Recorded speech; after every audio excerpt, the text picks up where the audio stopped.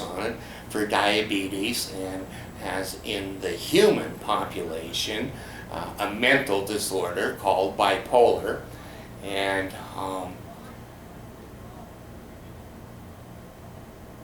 I want to leave this concept. Fact. The bodies that we inherited as humans were more directed bodies and insertion into the human population than heretofore exposed.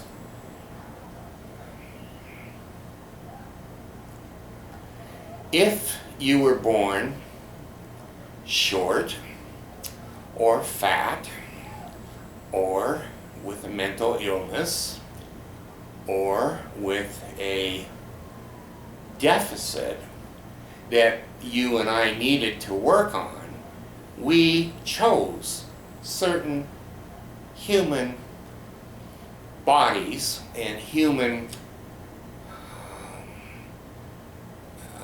accessories to help us learn those areas. If, and I'm going to give an analogy which may or may not be appropriate, but I can understand it because I still have very limited knowledge and intelligence. Why are some women born so beautiful, just magnificent? Humans will call them models. Why are some women so attractive to other human bodies? Well, is it a throw of the dice? Is it just genetics? Is it just chance? No. No. That creature that inherits that kind of a body is coming with some deficits in the human psychic and conversation. Humans have said, well, she's a dumb blonde. That's a concept that humans use to describe a very attractive, beautiful human body, but it doesn't seem to have high mental capability. Are we looking at a principle there that I'm speaking of? Are we looking at a principle there that that creature decided that they wanted to learn to be more intelligent, more creative, more analysis, more independent, less dependent?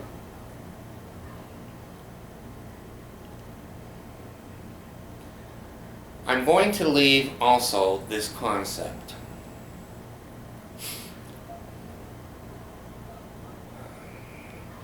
Why are some people born outside of the perimeters of the normal bell-shaped curve of human existence? I want to leave this concept. Minority people, when they're put up against the majority population devalues them, makes fun of them, embarrasses them, harasses them, humiliates them. Some creatures chose to be minorities. They wanted to learn to be able to suffer with dignity, with pride, with extreme knowledge of the plight of being out of the majority.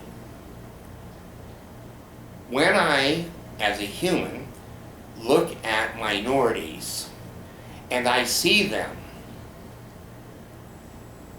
learning to be bilingual, trilingual, quadlingual, cincolingual. I'm amazed. How did these minority creatures have such intelligence to be able to speak languages that I can't even understand? How can some of those humans be so compassionate, so understanding, so empathetic? How can they suffer food deprivation, physical torture, physical pain and suffering with such dignity?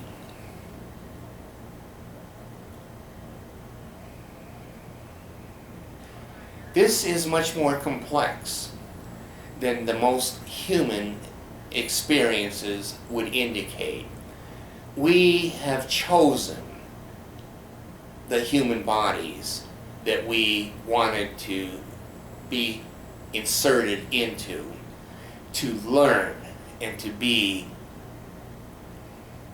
superior, intelligent, advanced creatures. When I look at the suffering of some of the people in human containers, some of that suffering has destroyed that creature.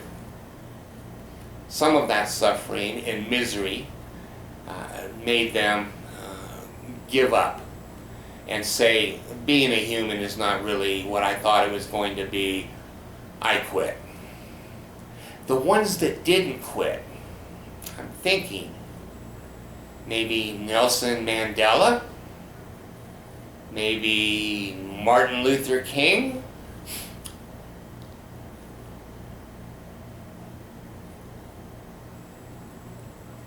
Buddha,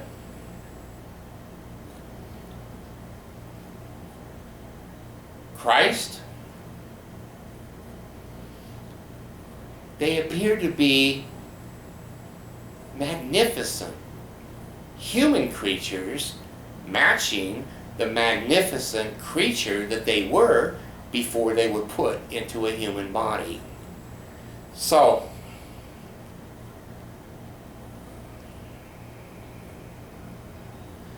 I've said before, I'm going to end this video. I recognize and understand the response, the many responses this video is going to get. I'm prepared for that, and I accept that. I've lived long enough as a human, and I brought myself to this container to understand that to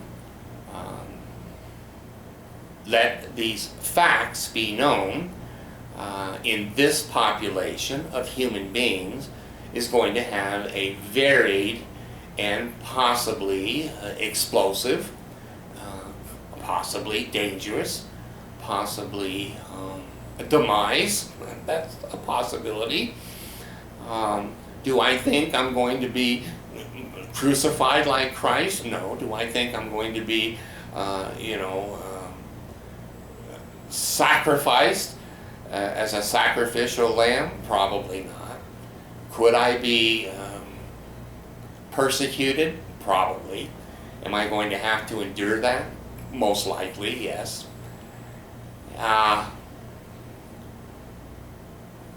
It was important for me when I woke up this morning to say, gee, this information needs to be disseminated. The time has come. I've grown into this information. I'm not a special person. I'm not some type of a savior of the human race. I'm just an ordinary creature that inherited a human body, and I have learned a lot being inside of a human body, and now I feel it important to share what I've learned and what I know.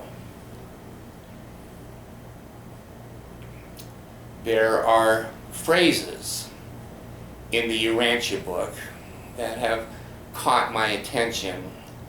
A judge with no name and no number kind of caught my attention.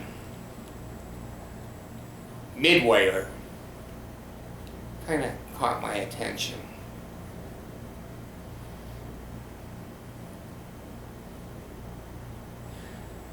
I'm going to close this video, third time I've said it, letting you know that I know what I'm saying. I want to learn. I want your criticisms. I want your punishment. I want your persecution. I want your intelligence. I want your encouragement.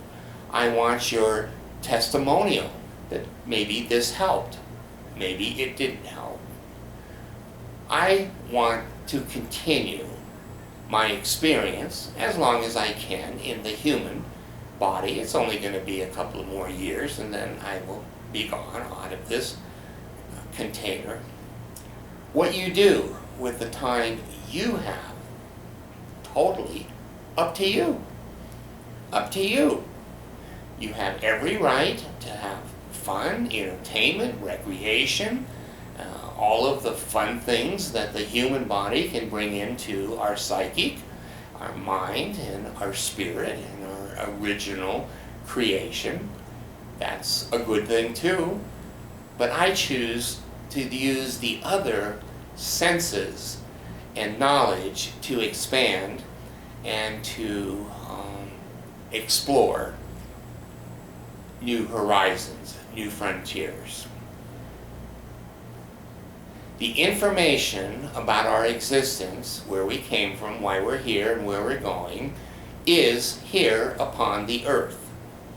If we want to get it and have it as part of our wisdom and knowledge and experience, we can. If we want to say, well, I'm only human, you're lying. You're not only human. You're something else inside of a human container. All humans make mistakes. That's lying too.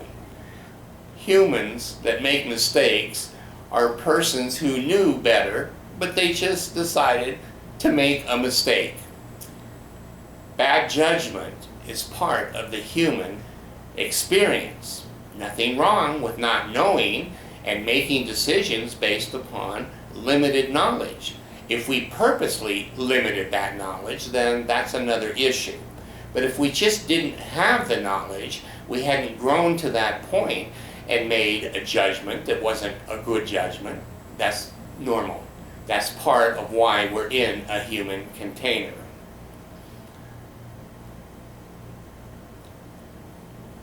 We all have the choice what we want to do with our time and our experience.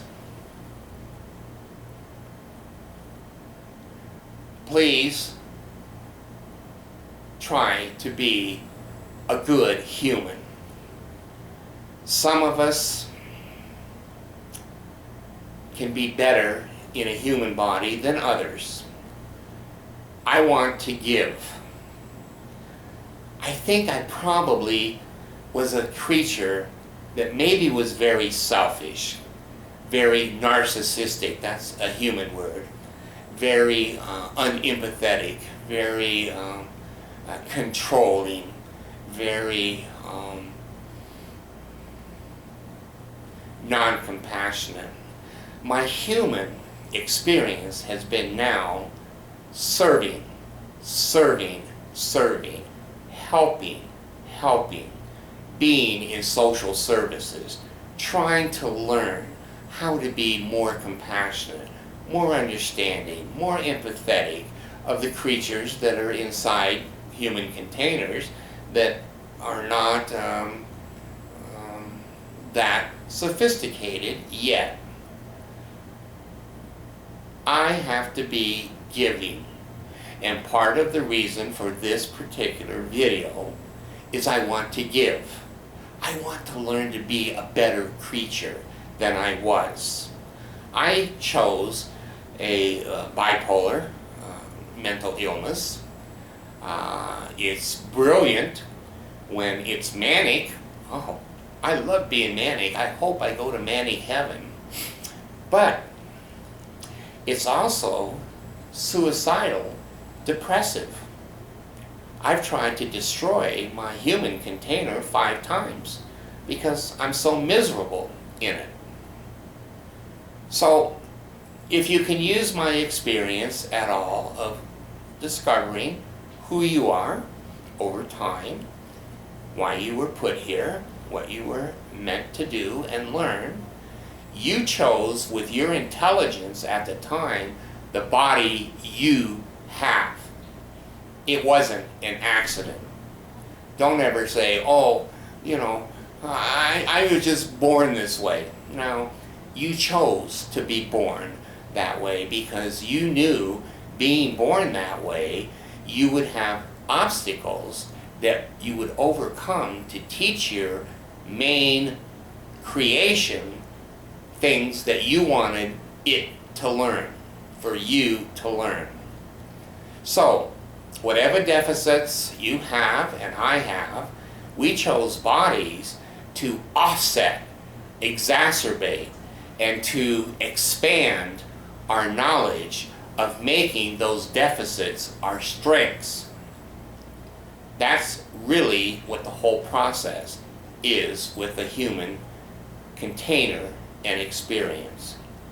So, I have reminded myself this morning of what kind of a creature I used to be. I didn't want to be that creature anymore. I wanted to be more compassionate, loving, helping the handicapped. Being handicapped, I now understand how the handicapped feel.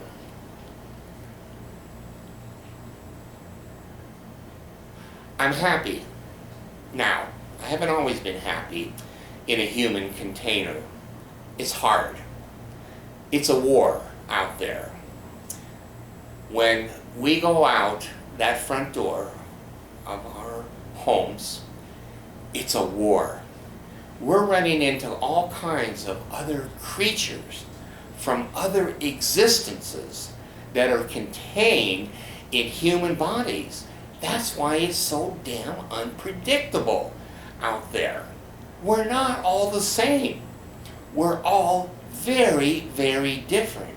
And we're expressing ourselves in the human body according to our creation and background.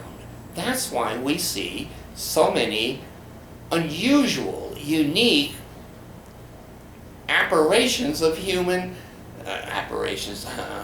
that's the wrong word. That's why we see so many different patterns of humans. They're in a human body, but they're not all human. We cluster in certain areas now and then. Many times we're not. We're one of a kind. We're one of a kind. So, take this video, do what you want with it. I had to say it. I had to reveal what I've learned, and I continue to want to learn. And I'm happy I did take a human container. I did learn a lot. And I hope that the old David, cockroach, bard, has become new. And I tried to share that on my videos, and thank God, if you believe, and I believe, it's a saying in human experience. I'm very happy that I've lived long enough as a human to have technology to pass this information on. If I had been, 100 years ago, 200 years ago born, this information would go nowhere. The human experience would not have it. What a wonderful time to live in as a human in a human container that the whole world can hear my words and evaluate them for good or bad. And how good I feel to be able to share. That's what I came here to learn. I wasn't that kind of a creature. Now I've become more that kind of a creature to help, to make this human existence better, more tolerable, more hopefully understandable. Why we are mixed in with so many different creatures. As a young person, at 12 years old, 15, 17, and today, I have said at least twice a week, what am I doing here? I don't belong here. I came from someplace else. Why am I mixed in with all of these other humans that I shake my head at every day going, I can't believe they believe that, think that, and act that way. That's not me. I'm in the wrong group. Well, it came to me this morning, I'm not in the wrong group. My perception of the group is correct. I'm very different. You're very different. These are not large clusters of where we came from and how we got here. Most of these other creatures are coming from very, very different creations, backgrounds, experience, etc.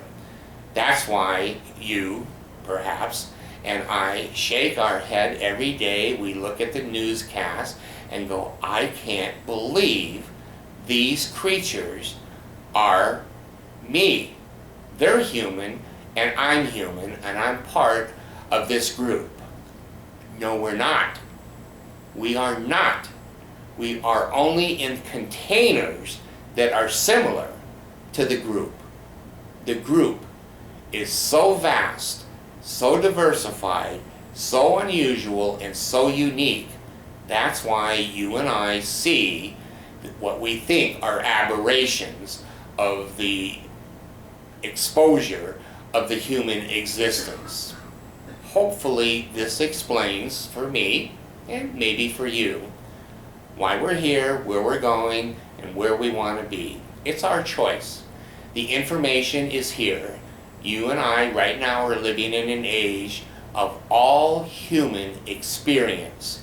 AI is changing the entire existence of human beings. Be aware of my words, and I'm aware of my words. In the next 2 to 3 years and thereafter, AI is going to change the human experience. It has developed to help us learn to be in a human container, but obtaining information that will benefit us throughout the eternities of our existence. So, Sir David the Bard, the cockroach, David. I'm not going to use the other aliases that my experience has given me. I want to keep this video pretty solemn and pretty free from humor. So I'm going to turn my camera off. Do what you want to do and what you will do, and I'm willing to accept the consequences of divulging this information. Thank you very much. The end.